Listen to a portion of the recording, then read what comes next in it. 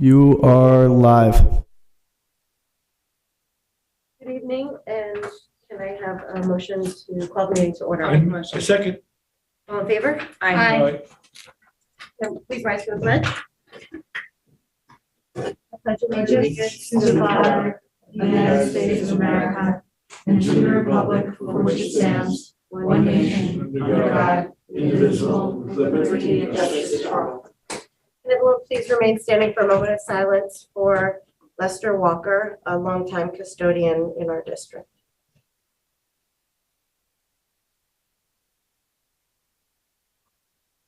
Thank you. Adam? Yes, thank you, Christina. Before we begin, I just wanted to publicly take an opportunity. Tomorrow is Isabel Madison's last day. Thank you. So I wanted to take an opportunity as, you know, my first year as superintendent to thank you so much for all your help. I mean, you didn't have to do it. You didn't have to come back in our time of need. And I know I'm not going to speak for the board. I know I'm sure they'll speak, but I truly appreciated everything you've done. And I know over that time, those last few months, Tim and I learned a lot, and we really appreciate all the work and the dedication and commitment to the community and the kids of East Hampton. Thank you. Thank you. That it has been a pleasure to work with this new administration. And the person who's replacing me is a very good addition to this new administration that is full of energy, new ideas, and East Hampton is in a very good path, in a very good place. So I'm leaving feeling good. Great. Good. Thank you. And- Thank you. and- Thank you. and- Thank you If you so have much. any influence, you know, John's a very nice name. Is it a boy or a girl? It's a girl. John it is. Thank you, Isabel. We love you. Thank you, Isabel. All right, so we're going to get underway. I don't know who you guys want to start off with. The agenda said the custodians and transportation, but we're gonna start with technology. Chuck, please. And just, we're gonna do it the way we always do it, with just questions, is that right? Yeah, I think that's Any fair. highlights Yeah. that you have, and then just, any question, I have a couple of questions.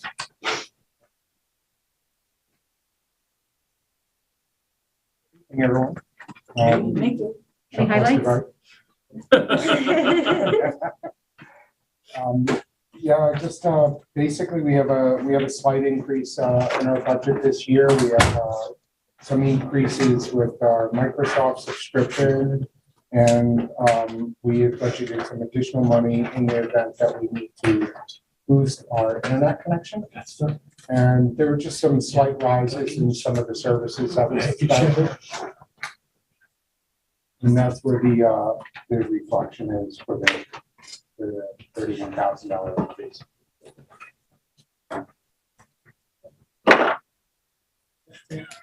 Hey, Jackie, did you want to ask your question? Actually, yeah, I have to find this out. Okay.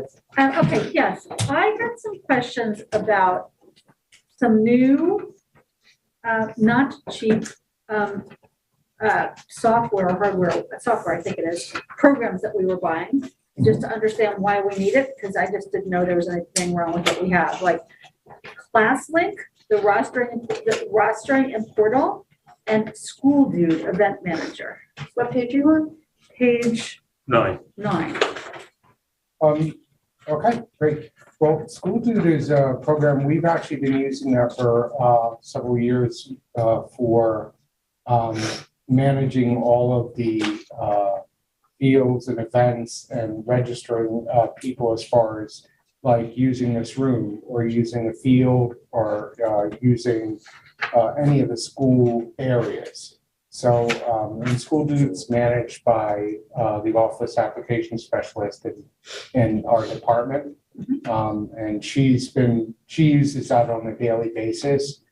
So it's not necessarily new, but I do believe that was one of the programs where the price was increased. And it may have been moved from one budget to another. Because I don't see anything from the the 21-22 budget. I just see it in. It was in a previous, it was on a different line item. We moved some of this stuff around because one of the things that we're trying to accomplish is to make sure that all that the applications that we are subscribing to as a district, we have a agreement with them, which is required by 2D law for us to, verify that they are not going to, misuse our information, the information that we provide to them. And also, they notify us if there was any kind of breach or any kind of, on their end, the requirements that they have to follow. Because it's an annual thing, there are so many different programs and applications we apply to. Some of these items were moved to BOCES code, where BOCES does that for the entire, all the school districts that use that particular program. Okay. So that's why you probably see that as it's a new piece. And Okay. yeah, what was the other program? The other one is Parent Square Engage Premium. Right, so, I'm gonna talk Oh, about please. Parent Square. So we use this school out, we've grown as a district. We started with using Google Groups for parent outreach. We grew into School Messenger. School Messenger, in my estimation, is pretty basic and does not provide a more extensive outreach module. It doesn't come in an app. It's really web-based. Parent Square is a number of districts have used it. Not only does it provide app-based support, app-based communication from administration to the community, it also allows teachers to use it, and it puts us all on one platform rather than GroupMe and all the other ones. And so I asked Chuck to explore it. So we're not going to have School Messenger after we all get trained, hopefully next Right. month on this. yes, we're dropping School Messenger. All right, so that's, because the school messenger is still in the budget right now. Does that come out of the budget? No, I think it was taken out. No, it's crossed off. It's crossed off. Okay, Yeah. the numbers are still there. I just looked at the Yeah, numbers. it's a little more money. It's a little more money, but we're It's getting a just lot more about- product. Yeah, Okay. it's about $1,900 more, I believe. All right, okay. But the beauty of it is, especially for a parent, all the messages coming in, whether they come from the principal or an athletic department, or they come from the superintendent, they all feed into one Right. place. And then you can always go back to that app and see all the, Yeah, so it's just gonna Yeah. compile things and make it so much. I'm actually on it for Sag Harbor. They Yeah. have, and I have an emergency contact for All right, my. that's fine. I It's didn't actually know, really good. I didn't see that we had eliminated school messenger, so I was trying to understand it. Right, what was It the is a other- great there was app though, and a another big program you had improvement. mentioned. So, That Yeah. was it. yeah. What is the know before? Know Before is an application that we use to try to thwart our staff and from being tricked by malicious emails, spam emails, and links that, can be harmful. It was designed to teach our staff how to protect our district by better understanding what a message would look like. And how this would work is it would send out messages to our staff member randomly through, sporadically. So people would get an email message, and that email message would come from adam.fine@gmail.com instead of adam.fine@ehschools.com, or it might say schools.com or something like that. So, right, so it was designed that way, in the event that somebody did click on one of those links, it would instantly send them another email saying, oops, you made a little mistake. And then it would explain the mistake they made, and then they would have a little training tutorial that they do to learn why that was taking place. And is that something you envision as like a 1-year program, a 2-year program? We used it for last year and this year, but I don't think we'll continue to use it. Okay. So, It's a good thing to have, especially with the amount of schools that were hacked last year. Yeah, that's fine. well, that was the, And that was and the whole also, reason. we have it's our responsibility to help people, know the difference between what's, otherwise people are just gonna click. They just think oh, you've never sent me anything unsafe before, kind of thing. So, Right, so it was an educational tool for our staff. that's good, right. And did they learn to stop clicking or no? It got significantly better. Yeah. We went from 32% likely to be, a victim down to I think it was 5.32%. So Oh, so they it's did not make a those pretty good dent, 5.2% and people. and it was also kind of meeting a requirement. Hmm, So a training, right. it's training requirement for us. Right. Yes, as How, well. I'm just curious. I think it's a good program. I'm just curious. Do we use all of our Rosetta Stone licenses? We are currently using, I think, 93 of the 120 some accounts that we have. Sometimes we had 100 and then we had to up it because we had too many students using it. At the same time, there's quite a bit of usage by the ELL department. Okay. And the rest of the usage is independent studies. So say a student wants to learn Mandarin Chinese, or they want to learn language that isn't offered in the school, this is an independent study opportunity for them. So that's how we've used it. And that Tiffany Patterson has taken that over along with Jill Collins. Those are all my questions. Thank you very much. Well, anyone else? Do we have any questions or? No. I have some exciting news. It only took about 10 minutes. No, just kidding. I do, we have applied for E-rate funding for to do some upgrades to our network, which is always really expensive for us. And we've gotten approval for, we want to replace all of our switches in our network because a lot of our switches, we've replaced a few here and there, but the majority of our switches are older. And we've been keeping them up to date as up to date as we can get them software wise, but they're end of life as far as if it dies, it dies. We have to get something else. So what we're doing is we've gotten E-rate funding of $263,000 from USAC, and USAC covers 70% of that expense. So I have budgeted around $78,000 for our expense out of that. USAC is covering 184,900 or so of that. So that was really exciting, and we just got through that E-rate funding, which the window just closed. So I was really excited, and I wanted to share that with you. That's great. That's So- great. Thanks, so- Chuck. Way to go. Yeah, we can thank New York and federal government. So, thank you. Thanks, John. Thank you, Chuck. Yeah. Thank you. What do we think? Isabel, Let's what go next. do you think? Consultation, Joe?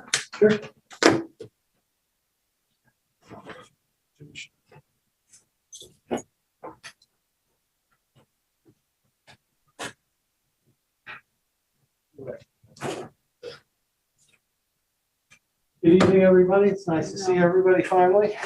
Nice to see you too. Can you hear me good? I'm Yeah. kind of got a little bit of a Yeah. cold going on, not major, but enough that I'm trying to stay this way.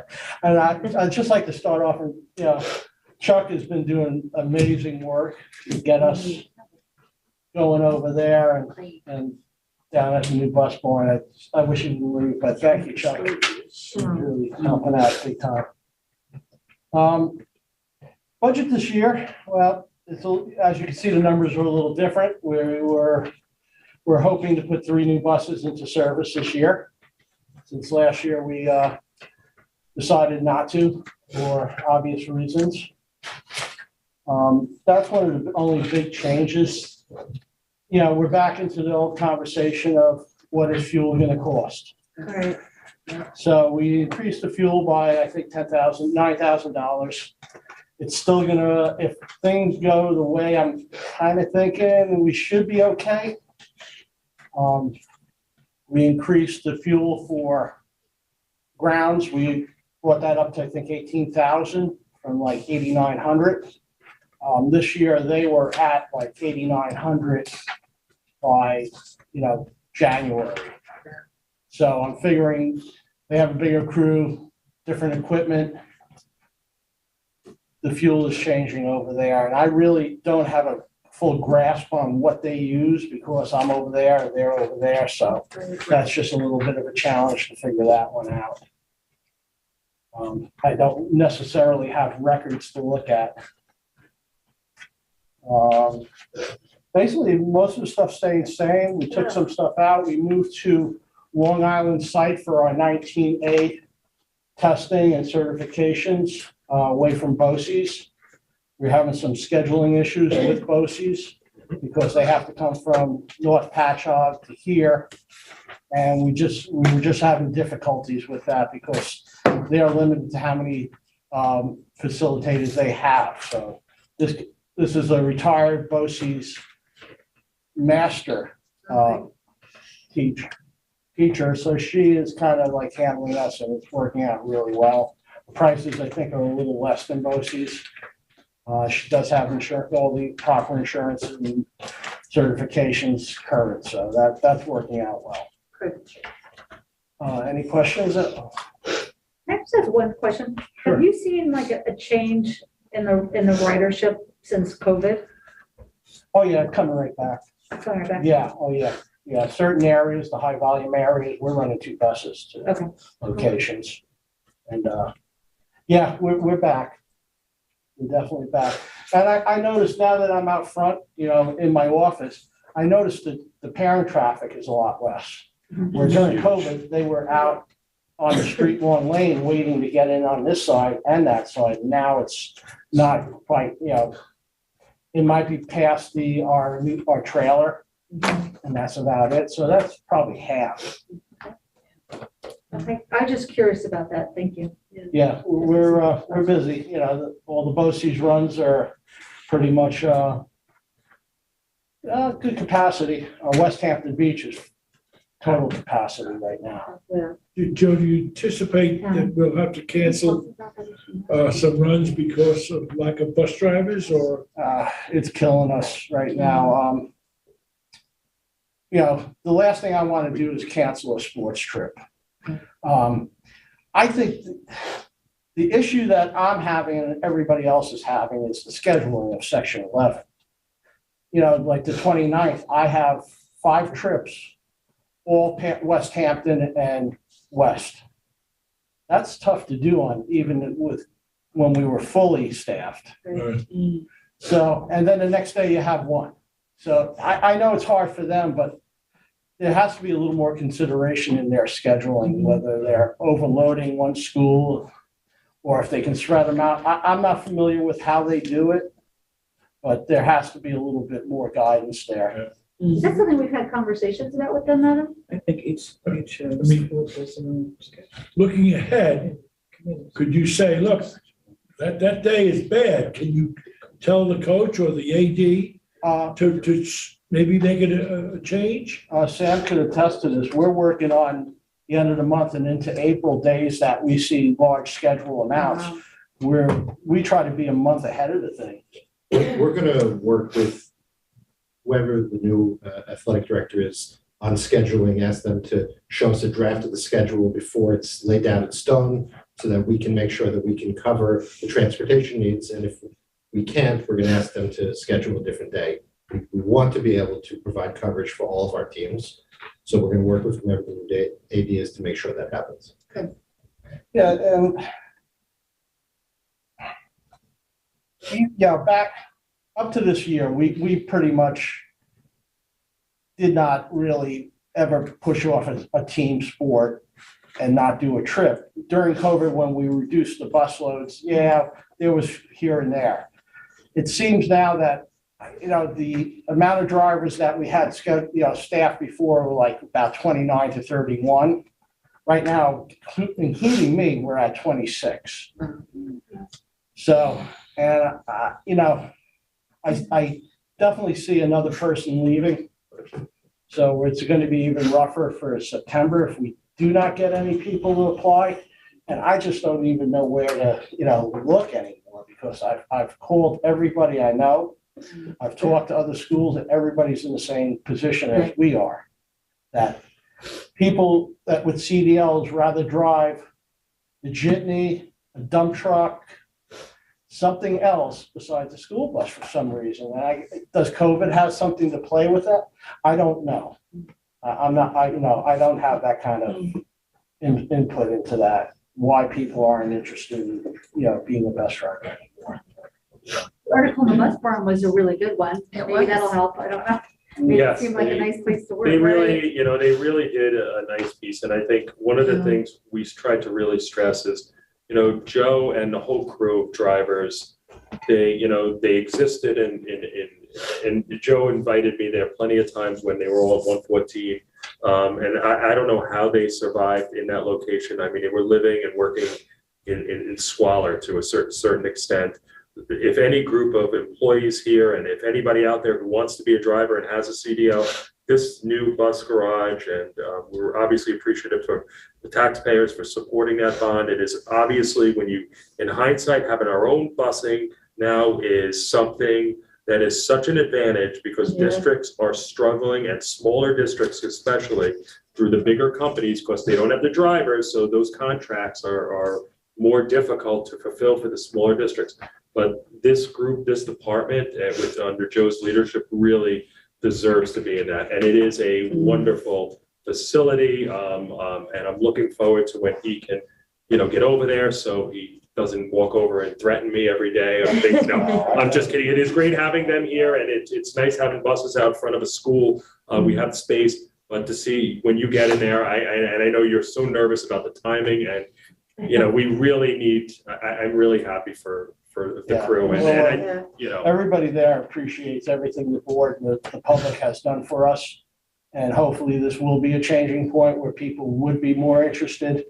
And I know the first day I looked at the bus barn before I was hired, and I said, what am I getting myself into? I'm coming from this state-of-the-art facility to this thing, and I was just saying, well, it's a challenge. So, You hung in with us, Jeff. Thank you. Thanks for hanging in. as far as everything goes, the people of transportation, they make me look good. I've told you that before because they really work hard and they do a good job. One of the things that we do have a disadvantage at with drivers, the BOCES trips to everywhere else, if I was like, say, a Patchogue school or, one of the schools in that area, and I just had to go to BOCES, that driver would be available within half an hour, 45 minutes. We're sending people out of town that aren't getting back for a half a day. Right. Yeah. So that's another issue. Well, hopefully we'll be sending less kids as we have more of our. And I wanted to let the board know, we had an initial discussion, Joe, with the buses. Sam had some ideas with we are behind in replacing buses, and I don't know if you want to explain it, to everybody what's going on and what we're thinking of doing. So, I understand from Joe that there was no purchase of buses this year. The budget couldn't afford it. We have been very fortunate that we're able to bring the new transportation center project in way under budget. So we were looking to how we could use some of the excess money that isn't needed for the building to kind of close the gap in terms of buying some new buses so we can retire the older vehicles in the fleet.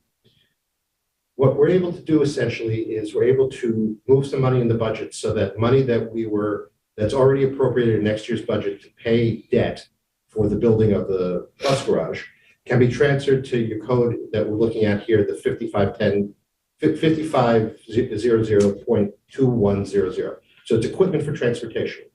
You can use the proceeds from the sale of bonds to pay down the principal of the debt. So with the money that we have left over that wasn't needed because the project was brought in under budget, we can take $300,000 of that, those bond proceeds, pay off the debt, a portion of the debt service that's due next year, then use the money that's already been appropriated in the budget that we were going to use to pay off the debt, and we could, before the board adopts the budget, move that into this transportation code to be able to purchase not $350,000 of buses next year, but $650,000 worth of buses. So we will be able to close the gap that opened this year because the budget couldn't afford it. And really, get Joe and the department newer vehicles so we can retire some of the older ones. They do a terrific job on maintenance, but as a bus ages, once it gets past about 7 years, the maintenance effort, not to mention the cost, goes way up. So if we can retire some of these older vehicles, and with $650,000, I'm hopeful we could get 6 or 7, maybe, depending on the price. We have to have a chat with the provider, but we'll see what we can get. Maybe it'll be more, maybe it'll be less. Prices are obviously a little screwy at the moment, but this will be a way that we can shift around funds. It's net zero to the taxpayers, but we can yield some additional buses for Joe and the department. And then with the EPA award, and obviously we're gonna go with that again this year, upcoming year of hopefully another $40,000 or $50,000 from them. That'd be wonderful. And then we can, once we have substantial completion on the project, and we know exactly with finality how much is left over, we can do this again next year to additionally supplement what we have.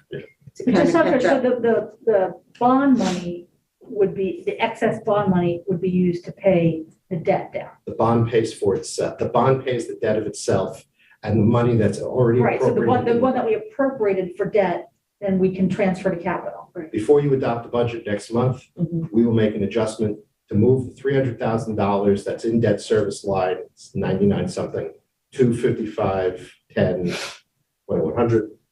It's net zero to the bottom line, but it yields you $300,000 of additional bus purchases. Pretty amazing. Yes, fantastic. That it? Good, thank you, Joe. Thank Thanks, you, Joe. Joe. Thank you very much. For I everything. appreciate it. And nice seeing everybody. Thank you. you.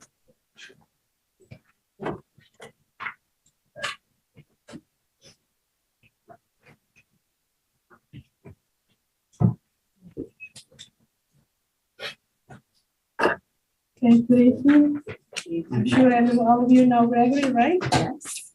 We are very lucky also to get Gregory and staff doing a great job, but considering that is the first year that he has been involved with the budget, and the budget was put together more with, what's his name? Tony. Sorry. Tony and myself, I offer myself to help him. So at this point, I think all of you have the budgets for the 3 buildings. Are there any questions? Most I just want to talk about some of the, some of the cleaners and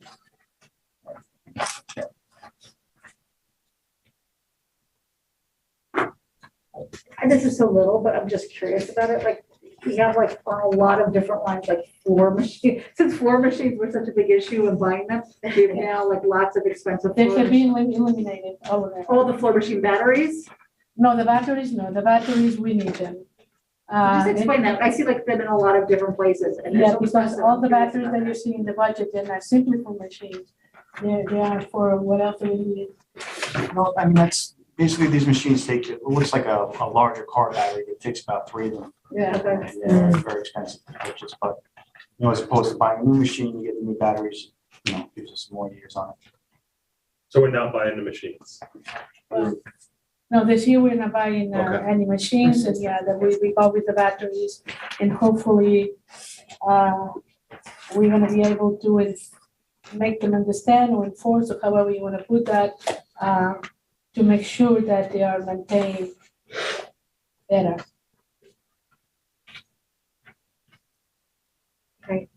The boiler at John Marshall is all okay? Excuse me? The boiler at John Marshall is all okay? It's, Yeah, it's been working good. Yeah, since we fixed the oil lines. What's the story with the gym wall cushions? You wanna speak to that effect, or you want the gym cushions? Yeah, actually, we did have some numbers on those, and I recently called out another vendor, so they actually came in a lot lower. We had $45,000 in the contractual for the gyms, because all the cushions that had been pointed, I don't remember exactly when, they are all tear.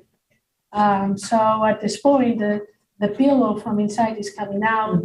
It's not simply that it's unattractive, but You never know if a kid is gonna take a piece, put it in the mouth. Yeah. That's elementary school? Yeah, John Marshall's in bad shape. I spoke to Karen at length Okay. before Greg met with Karen. Karen came to me, I was down there and they are in really bad shape. Greg went and assessed the situation and came back and said, yeah, you need new. My intention was maybe take a look, and if it was, you could isolate 10 of them and rearrange them, maybe it could be, less expensive, but when you look around it, it's just not worth it. They're all pretty damaged. Yeah. So that actually is part of the increase in the elementary building. Okay.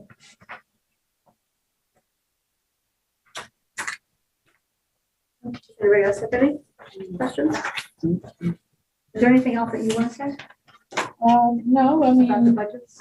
we can Is be, anything different with things slightly diminished, although we're certainly never going to be done with COVID? Anything different in the budget? Because of- no, actually, we have been very, judicious about the funds. We have cut this budget significantly from the first draft, and perhaps it's the budget that has a little bit more money, but on the other hand, is the budget that we probably have more uncertainty as to something coming up. Right. So I think that although there are some increases, that they are justified, and also, as I said, the uncertainty that something might come up, and we covering that. Yeah, I want to, I think, throw it out. I remember, and it's going to be on the ballot. We're asking the voters to report Yes. for a repair reserve. I want to, Right. be clear. I mean, I don't know if Sam or Isabel want to talk about. It's not we already have a capital reserve. This is a reserve for, Emergency Repair, repair. emergency well, repairs. Yeah. It's not, it can be more expensive than that. It's great for emergency repairs, but it can also be, for example, if the budget couldn't afford new gym cushions, Right. we would be able to come to you, you hold a public hearing, it's a fairly easy process. We would show examples of how the cushions are not working, and you can, simply with a vote, appropriate money out of the reserve, it's a savings account, for us to be able to get new gym cushion, new wall cushions. It's a very flexible savings account that's funded through excess fund balance, and it will allow Greg and me to work with Adam to identify projects that the board may want to see done on a periodic basis that don't necessarily have to be planned into the budget or necessarily each individual project going to the voters for individual approval. so if the boiler, like, for example, if the John Marshall boiler, if we couldn't find a solution, if Greg couldn't get that repaired done, like, for that boiler, is that what specifically? The Yes. repair reserve is intended to bring to satisfactory condition something is the magic words are broken, torn, worn, or inoperable. Mhm. So if the boiler is one of those, we'll go with inoperable, we could ask you to hold a public hearing. We would present what the issue is, what the cost would be. You would have the ability to vote to approve that cost, appropriate the money out of the reserve, add it to the general fund budget, offset by the reserve, zero increase on the levy, and we would be able to undertake the repair. Any other questions about the custodial budget? Pretty cut and dry. Thank you. All right, the other budget that we have is the business office. In the business office, you see that there is a substantial decrease on the summary. Now, this has happened because initially when we saw the problem that we had with the electric, I did budget $800,000. But once we got some response from Johnson Controls and PSAG, I was able to cut that $400,000, and that's what it shows. There's a substantial decrease. Other than that, I really did. There are minor increases. For instance, there is some in the personal service for if they have to go out and replace positions. Advertising is expensive, and that's why there is an increase in there. The insurance in the BOCES, we gave them an additional increase because most likely the price is going to be higher than the actual. But other than that, has remained in the same amount, the money. The legal services, once we check the code, it looks like the funds that we have presently are sufficient to cover the expenditures, and we left it at that. Any questions about the business office? There is also attached to that the payroll, which shows It shows that in the payroll, we have an increase of 833,000. This payroll encompasses obviously all the staff. The only thing that it doesn't have is the percentage increase in negotiations from the teachers, which is presently going on. Obviously, if we had that increase, it would be a little higher. And also we show in the back the benefits, which in the benefits, there is an increase of 923,000, which is because of the medical. And also we have a little in the retirement TRS, in the Social Security. And what is interesting to see, there is the bottom of the benefits. When you combine the payroll plus the benefits, we see that 77% of the budget is due to the staff, the staff and the benefits. So in reality, you have very little room to maneuver in order to get the rest in. This year, the budget has a 1.79 increase. The levy is at 2%. The tax rate is completely estimated, as I said like the last meeting. And considering that, East Hampton has a taxpayer that they are very much in favor of the students in the education, I don't see any problems with the budget to pass. One of the things that the budget doesn't have this year is transfer to capital. It was discussed before that in order to balance the budget, we had to, just not to put any fund in that. And so this is what really helped us to balance it. And then next, besides, as we discussed before, there are a lot of open projects that it needs to be finished. And after that, we will move into you guys will move into new items. Any questions?